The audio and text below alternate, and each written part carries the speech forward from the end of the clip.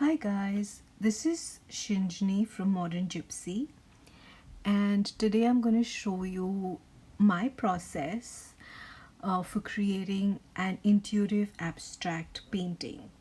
So this is one of the paintings that I did for my 100-day project, which was 100 days of soul-fueled abstracts. And my entire aim with this was to explore intuitive abstracts, just play with color and line and shape and kind of see what happens, and where I kind of just feel called to go with a piece, right? Just follow my intuitive impulses. So I started this page by just laying down a few colors, and I noticed this little face shape here, and that happens with me quite often, that I will notice little faces in a lot of my backgrounds, and I really love to draw them out. So they have this abstract, semi-abstract, figurative kind of quality to them, and I think that that's where this one's going to end up as well. So I'm just playing with color, with some texture, and just responding to what's really happening on the page. So there I noticed another little face, and I just kind of sketched that in, and we'll see if it stays, if it goes. Most probably it will end up staying. I think it did, if I remember right, end up staying in this piece. But sometimes I also just let them go. But when I notice them, I do like to kind of just bring them up, and if they go away, I kind of know that they were a part of this piece and they had a piece to say, and they said it, and then they've kind of disappeared into the background. So I'm just continuing to play with colors and with mark making, and very open to just seeing where this will go and how this entire piece will really shape up. So I hope that you enjoy watching this process, and that it inspires you to create some intuitive abstracts of your own in your art journal, on canvas, or just on a loose piece of paper. My only tips are to really just be playful and loose with the whole process. Put down some color and put down some marks, and then just respond to them intuitively. That's what I do with all of my paintings. And you'll be surprised sometimes, or most often, by what really ends up showing up on the page, and where a piece can lead you. So I do hope that you enjoy watching this process, and that you are inspired to give it a try in your own art journal.